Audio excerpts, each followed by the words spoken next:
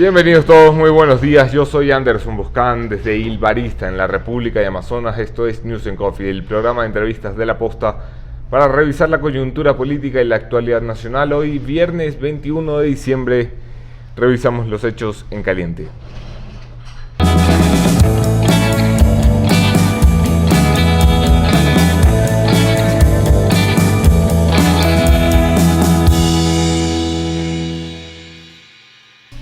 La revisión de los hechos en caliente llega a ustedes gracias al apoyo a este programa de Ilbarista, donde nos tomamos los cafés en la mañana. Esta mañana moca dulce me prepara Carlos por allí. Y a Hyundai, que nos acompaña desde el principio en la tarea del periodismo independiente. ¿Qué ha pasado? El presidente de la República sostuvo ayer un evento con las Fuerzas Armadas para designar la nueva cúpula de las Fuerzas Armadas. Los discursos se centraron en unas Fuerzas Armadas debilitadas institucionalmente, una imagen debilitada o salpicada por la droga y la cocaína que le hemos encontrado a uniformados representantes activos de nuestras Fuerzas Armadas involucrados en escándalos de corrupción.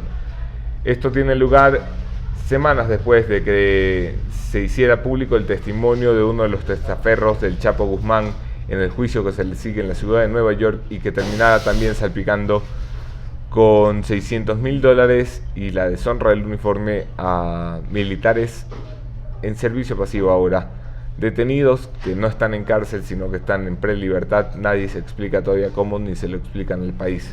El presidente apoya entonces una depuración de las Fuerzas Armadas. Ya veremos si esto es posible. En caliente, en el mismo evento, la ministra del Interior, María Paula Romo, volvió a hacer referencia al audio de Lenín Moreno filtrado por una de las fuentes presentes en un Consejo de Seguridad Pública y del Estado y que fue difundido y hecho público por este medio de comunicación días atrás. La ministra califica esto como un grave delito contra la seguridad del Estado, aclara que ya se sabe quién lo difundió, que tienen que investigar quién lo filtró, quién lo grabó, y no aclara realmente la postura del gobierno nacional si vamos a volver a vivir una época de la criminalización del periodismo yendo a juicio por una publicación. Estaremos pendientes, como lo hemos dicho. Me acompaña esta mañana el asambleísta alterno Luis Fernando Molina, asambleísta de la Revolución Ciudadana, asambleísta del lado del correísmo en la asamblea, que ayer propuso en la asamblea una resolución para que se convocara al presidente de la República a comparecer, más que nada, más que a rendir versión, a comparecer ante la Asamblea Nacional para explicar los contextos y la verdad detrás de este audio que ha sido publicado por este medio de comunicación. La propuesta no prosperó, ni los votos de Creo, ni los de Suma, ni los del socialcristianismo, ni los de las minorías se pusieron en otro lado que no fue el de la abstención. El morenismo se puso del lado del no y solamente el correísmo votó a favor. La propuesta fracasó en la Asamblea Nacional. Eso no significa que podamos retomar los pasos y conversar al respecto. Esta mañana os había prometido también que tuviéramos la comparecencia en este programa del consejero ministro de Gobierno Santiago Cuesta en un cara a cara sobre lo que ha pasado después de la difusión del audio en La Posta. El consejero Cuesta muy amablemente llamó ayer para decir que no podía acompañarnos esta mañana por una incompatibilidad de agenda. Lo entendemos perfectamente, ya habrá oportunidad y ahora quédense a la entrevista.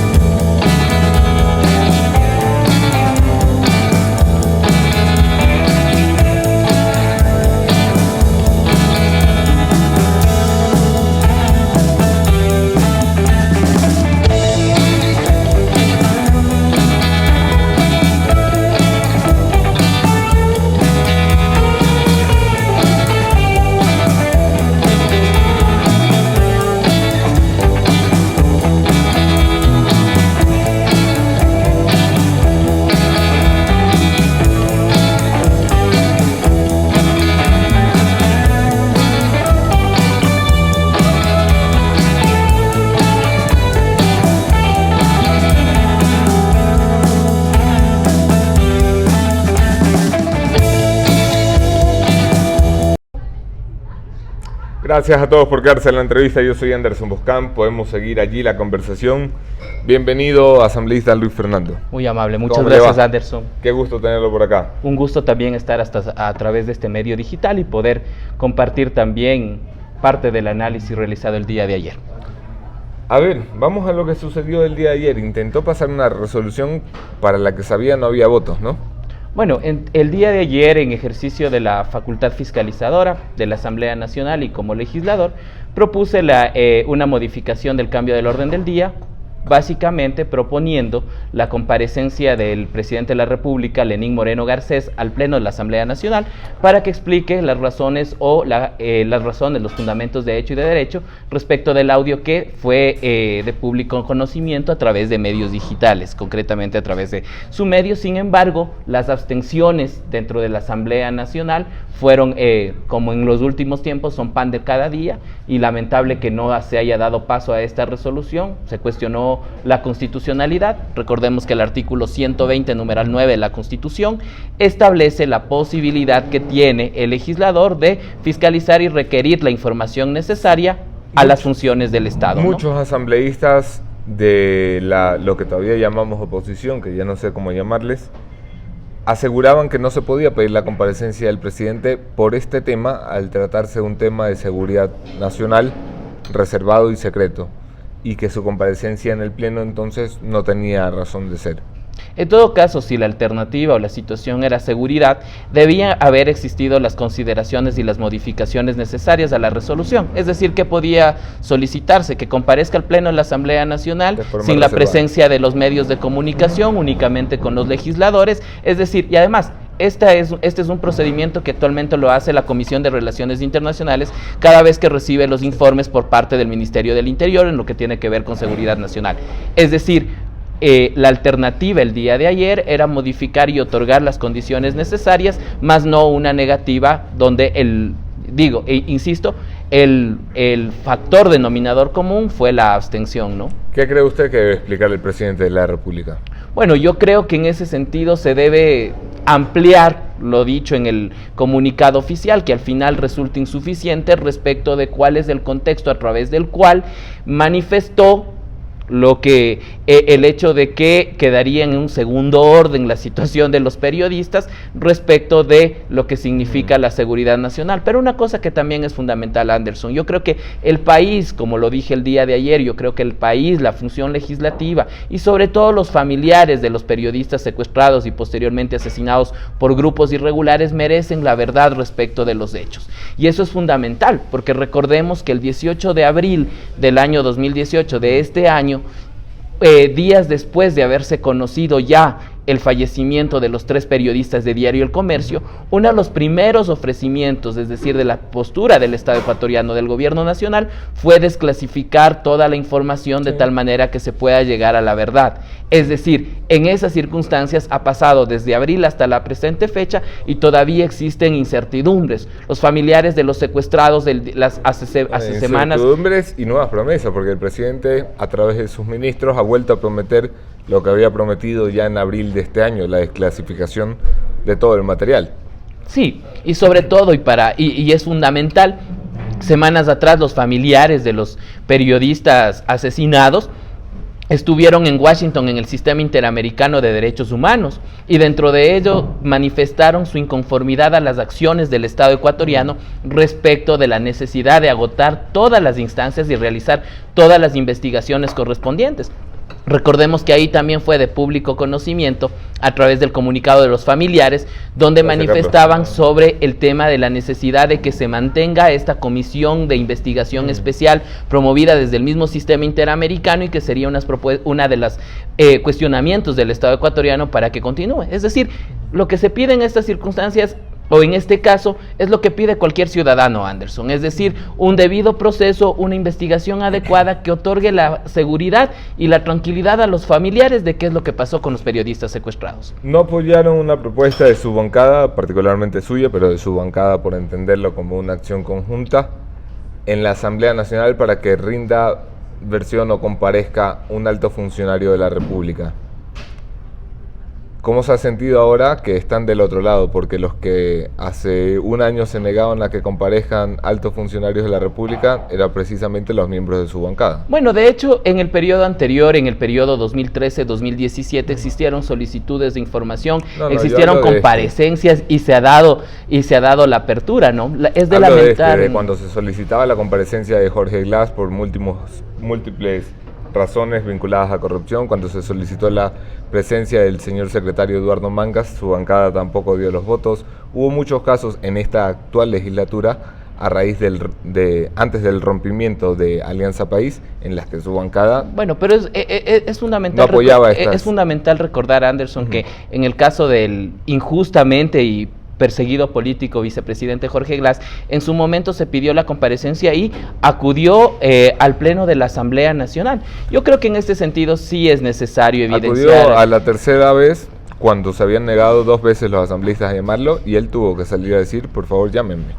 Pero finalmente se dio una comparecencia en el marco de lo establecido, sí, y también en eso nosotros hemos sido reiterativos, hemos sido consecuentes en el sentido de que la cirugía profunda, la corrupción, la cirugía y la transparencia requiere también un ejercicio de trabajo, no solo de fiscalización, sino también hasta cierto punto de profundización en los temas que son fundamentales, y es importante ahí. Nosotros hemos destacado la necesidad de que las autoridades den las explicaciones correspondientes. Es así como funciona un sistema democrático, así funciona una república, ¿no?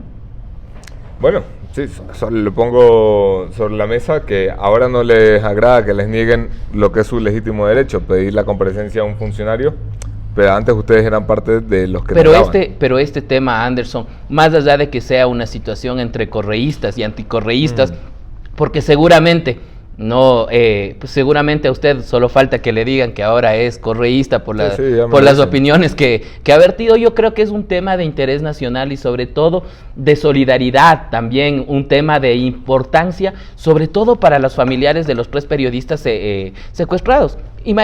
Solo le pongo como un antecedente, el comunicado oficial hace referencia a una descontextualización, sí, y hace referencia a que el audio sería posterior a los días en los que se conoció ya el fallecimiento de los 3 periodistas. Hace referencia al 17 de abril. Pero recordemos en ese sentido que no nos hacen falta 3, sino nos hacen falta 5. Y que en ese sentido, en el tiempo también estaban secuestrados Oscar y Katy. Exactamente, es decir, las respuestas no van solo hacia los 3 periodistas secuestrados y posteriormente asesinados, sino también a los familiares de Oscar y Kate. ¿Qué respuesta le va a dar el Estado ecuatoriano respecto a una investigación que debe ser integral y que debe llegar a la verdad de los hechos para poder tener las familias una respuesta que satisfaga en la medida de lo posible? Porque ningún ecuatoriano, ningún familiar, me pongo en el lado de ellos, encontrará la conformidad, pero al menos sabrán cuál fue la situación y qué es lo que hizo el Estado ecuatoriano, ¿no? Me gustaría pasar un poco hacia los tiempos que vienen. Estamos en un día en el que se cierran candidaturas o inscripciones de candidaturas para el 2019. Va a ser la primera elección seccional del correísmo lejos del poder. Es más, hasta hace pocos días, hasta hace 10 días no tenían ni siquiera partido con el que participar. Empecemos por allí. Van a participar bajo el paraguas de Movimiento Compromiso Social, lista 5. Esto es el partido de Iván Espinel. Y le pregunto directamente, Luis Fernando, usted es un hombre joven, un político con una carrera que está empezando. ¿No se siente decepcionado de que su corriente política se ampare en un partido de un delincuente, de un tipo que está preso? Bueno, nos sentimos nosotros profundamente decepcionados. Yo como joven me siento profundamente decepcionado por la ruptura del Estado de Derecho. Y aquí me parece que sí hay que contextualizar, Anderson, porque nosotros como movimiento político hemos sido proscritos, como proyecto político, como organización política, hemos sido proscritos. Recordar que de forma ilegal, de forma arbitraria, se nos privó la continuidad en Alianza País en noviembre del año anterior. Bueno, no se les privó, posteriormente se presentó la posibilidad de seguir con un movimiento como denominado Revolución Ciudadana, y de forma y de forma sorpresiva la respuesta que recibimos de ese Consejo Nacional Electoral fue que había otro movimiento que lo había solicitado. Habrá que averiguar si ese movimiento que con anterioridad solicitó el nombre de Revolución Ciudadana en este momento ha inscrito, ¿no? Posteriormente dijimos nosotros vamos a hacer Movimiento Revolución Alfarista y se nos llegó de parte del CNE una serie de observaciones que más allá de la situación, decían situaciones tan absurdas como que un movimiento de izquierda no puede reivindicar el pensamiento de Alfaro, que es preeminentemente liberal. Realizamos la justificación con historiadores, con personas desde la academia que puedan sustentar, y a pesar de ello continuó. Luego nosotros emprendimos la campaña de adherirnos a través del movimiento Acuerdo Nacional y evidentemente nuevamente se generó un conflicto de organización política que nos ha impedido la participación. Yo creo que más allá de esa situación, la participación... Yo entiendo que han sido bloqueados, entiendo que han peleado para intentar participar, como yo creo es el justo derecho de cualquiera participar en elecciones, pero participar en elecciones con el membrete de un partido que fue fundado por un tipo que está preso por delincuente, ¿en serio esa es la vía? Bueno, yo creo que en ese sentido es fundamental, es fundamental tener en claro algunas situaciones, y como lo decía antes de esta entrevista, creo que es fundamental entender que los partidos políticos van más allá de las personas. Iván Espinel en este momento ya no forma parte de Compromiso Social, pero creo que también es importante tomar en consideración y tener presente precisamente la necesidad de trabajar en un proyecto político, continuar con la revolución ciudadana, pero sobre todo avanzar en la necesidad de la construcción de cuadros colectivos, de liderazgos colectivos de la organización política. Creo que esa es una responsabilidad más allá de las personas, y creo que hacia eso apunta precisamente una participación en determinar que no es únicamente Rafael Correa, que no somos los legisladores, sino que es un conjunto de liderazgos colectivos que desde el año 2006, que durante estos 10 años se han comprometido con el proyecto político de la Revolución Ciudadana, y sobre todo, y eso es fundamental, que en ese sentido se pueden presentar propuestas de cantones, propuestas de juntas parroquiales, propuestas de provincias que enmarquen precisamente esa necesidad de un desarrollo armónico de la sociedad, amparado en los principios del buen vivir y de lo que hemos propuesto como proyecto político. ¿Hacia dónde va el correísmo?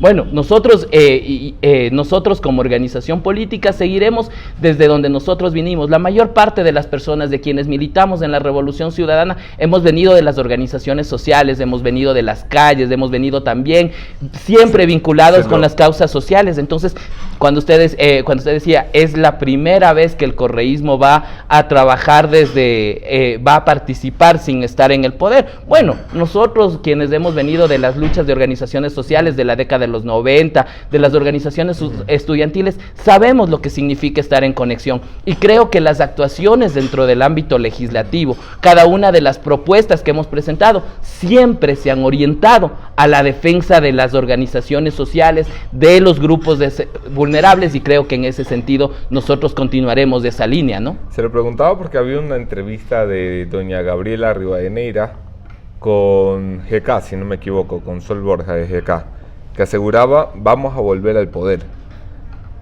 ¿Usted cree que están reestructurándose para volver al poder? O sea, ¿ve una posibilidad de volver al poder? Bueno, afirmar lo contrario sería inadecuado. ¿Para qué existe un partido político? Un partido político, desde la ciencia política, existe para dos circunstancias. Cuando está en el poder, para plasmar el proyecto político que le dio la votación popular, y cuando no está en el poder, para ejercer una oposición argumentada, una oposición que permita una construcción. Entonces, cuando Gabriela Rivadeneira dice nosotros trabajamos para volver al poder, es evidente que como organización política, que como proyecto político, siempre aspiraremos a volver nosotros a las instancias de participación política efectiva a través de nuestros representantes para llevar a cabo, ¿no? Pero ve posibilidades reales, quiero decir. Bueno, yo creo que es evidente en este momento la conexión que tiene la Revolución Ciudadana con las causas y con cada uno de los sectores sociales. Al final serán los sectores y las organizaciones las que nos determinen cuál va a ser nuestra participación. En este momento no podríamos adelantarnos, estamos previo a un proceso electoral seccional, habrá que ver cuáles son los resultados del proceso seccional, pero fundamentalmente para nosotros, insistimos, desde la función legislativa, desde las organizaciones, desde los sectores, desde los gobiernos seccionales, siempre será plantearle un proyecto político serio a la gente que nos ha otorgado el voto. No defraudar a la gente, y parte de esa coherencia precisamente significa trabajar por los grandes intereses nacionales. ¿Qué hay del relevo de liderazgos en la revolución? Porque, vamos, los que fueron grandes caciques de la Revolución Ciudadana, el que no está prófugo está preso, y el que no está preso prófugo está respondiendo a glosas o pasan más tiempos con abogados que haciendo política. Le doy nombres: el expresidente fuera del país, imposibilitado de regresar porque le teme la justicia; el ex vicepresidente encarcelado; 8 ministros prófugos; altos voceros que hoy son asambleístas pendientes de sus procesos en Contraloría, Marcela Guiñaga, otros exministros que tienen glosas allí pendientes, que será desgastante. ¿Cuánto tienen tiempo para hacer política? ¿Y no ve usted una necesidad de que la Revolución Ciudadana haga un recambio generacional por los que estuvieron en el poder con gente nueva como usted? Bueno, yo creo que ahí hay que establecer dos puntos que son importantes. El primero, que lo que tiene que ver con las glosas, con el tema es parte, y en eso sí que hemos sido enfáticos como movimiento, como Revolución Ciudadana, que es parte de la persecución política. Muchos informes, muchas glosas en ese sentido carecen, más que carecer de fundamento, no se ha garantizado el debido proceso en algunos procesos, en algunos de los procesos que se tienen investigando. Pero a mí me parece que es importante también, en un segundo momento, clarificar el tema de que no existe alternabilidad, de que no existe alternancia. Nuestra participación política en las próximas elecciones seccionales demuestran que existe un trabajo conjunto, que existen liderazgos colectivos. El mismo hecho de que yo esté sentado aquí, Anderson, con usted, discutiendo con una principalización, como lo decía, por licencia de maternidad hasta el mes de enero, hace necesaria que las vocerías se han diversificado, pero sobre todo que esas vocerías están dispuestas a mantener un proyecto político, a mantener una coherencia política, porque de lo contrario, mantenerse en la línea de la coherencia para quienes somos parte de la Revolución Ciudadana es una cuestión de convicción. Entonces yo sí creo que los pasos, los liderazgos y el recambio generacional tiene que ir compensado también con la experiencia y con la actoría política. Y creo que como los procesos en las organizaciones políticas son paulatinos, son sinérgicos, pero también son pausados, creo que ese paso también se va a ir dando dentro de la Revolución Ciudadana en la medida en que las circunstancias lo requieran. Gobierno de Lenín Moreno, ¿qué norte le ve? Nosotros lo hemos dicho de forma pública. Es evidente que 1 año, 8 meses, 1 año, 9 meses después de haber asumido sus funciones, el norte no está seguro, el norte no está claro. Mire lo que pasó esta última semana, no solo con el tema de lo que tiene que ver con esto que nos motivó la entrevista, del tema de la situación de los secuestrados, sino también con una proforma presupuestaria que genera básicamente un recorte en asignaciones de inversión social, que no obtuvo los votos necesarios y que va a pasar por el Ministerio de la Ley, lo cual evidencia que la responsabilidad política en ejecución presupuestaria, en el presupuesto general del Estado, corresponde al Ejecutivo. Tenemos en este momento un discurso que yo, desde nuestro particular punto de vista, creemos que ya resulta también desgastante en el sentido de establecer responsabilidad al gobierno anterior, y creo que también aspiramos, como todos los ecuatorianos, a que existan respuestas claras, respuestas coherentes para que se pueda determinar cuál va a ser el futuro del país. Incluso a mí me parece desgastante seguirle echando la culpa al correísmo, a pesar de que creo que la tiene en gran parte del sentido de la palabra, pero yo lo que quiero ver son soluciones. Lo que no veo en la Asamblea, ni en su bloque, ni en ningún otro, es que alguien aporte soluciones. Veo que la gente dice no, como fue el caso de la reforma presupuestaria, después de que volvió a la Asamblea con las observaciones recogidas por el Ejecutivo, la gente allí dice no y nadie dice pongámonos de acuerdo y vamos por esta vía. Pero yo creo que esa polarización, ese discurso desgastante de echar la culpa al gobierno anterior, es el que precisamente impide la necesidad de trabajar en ello. Mire, yo le comento como un antecedente. Cuando estuvo en discusión el recorte presupuestario para el tema de educación superior, presenté un proyecto de resolución solicitando la posibilidad de que entre el Ejecutivo y el Legislativo puedan establecer una comisión que trabaje con los estudiantes, con todos quienes conforman la comunidad universitaria y puedan sentarse en la mesa en establecer acuerdos claros y plausibles que permitan no recortar o no reducir la educación, el aporte de presupuesto de educación superior, pero que permita mejorar la calidad. Y sin embargo la situación se define en votos. Es lamentable la situación, porque yo creo que en el ejercicio legislativo sí debe existir una posibilidad de atender a los grandes intereses nacionales. Pero nosotros como bancada no hemos sido incoherentes a ello, hemos presentado observaciones, hemos presentado propuestas de ley, propuestas de reforma de ley, tenemos una agenda legislativa marcada. La situación se da desde el lado de querer mantener hasta cierto punto intereses políticos sectoriales o cálculos políticos, cuando lo que debería primar en este momento es un gran acuerdo nacional por los intereses, ¿no? El presidente de la República ha delegado a sus más cercanos colaboradores la tarea de ir a un acuerdo nacional 2019, se habla de febrero de 2019, antes aún de las elecciones. ¿Usted estaría de acuerdo con que su movimiento participe en esa mesa del acuerdo nacional? Bueno, ahí hay dos situaciones. Aspiramos y creeríamos, y quiero creer en pos del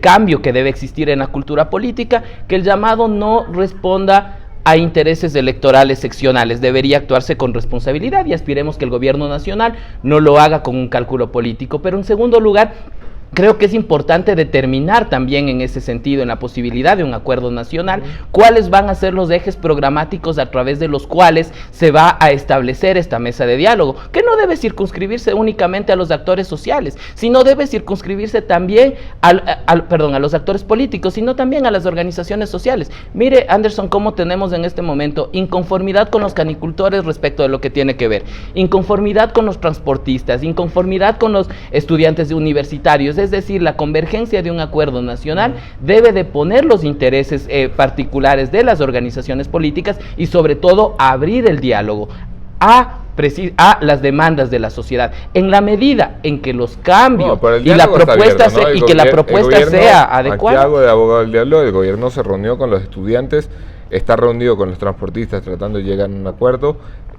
Quiero decir, cada vez que surge un problema desde el lado social, el gobierno tiene un vocero que va y se reúne y trata de llegar a un acuerdo a través del diálogo. Lo que no vemos que funcione así es la política. O sea, yo no veo al correísmo sentado con el morenismo en la misma mesa discutiendo cómo hacemos las cosas, ni al señor Lasso con el señor Moreno discutiendo para dónde vamos. Nosotros hemos sido claros, nosotros hemos sido coherentes, y si usted revisa la actuación del bloque de la Revolución Ciudadana en la función legislativa, existen algunos casos donde existen convergencias de interés nacional donde hemos aportado con la votación, pero el problema y la situación en este momento es precisamente que tiene que existir una predisposición desde los dos lados, y yo creo que ahí también existe la necesidad de que el gobierno deponga también el discurso anticorreísta como un argumento para tratar de solventar los cuestionamientos hacia su desgobierno. Me parece que en la medida en que los grandes intereses nacionales, pero los grandes intereses de quiénes, de los sectores sociales, de las organizaciones sectoriales,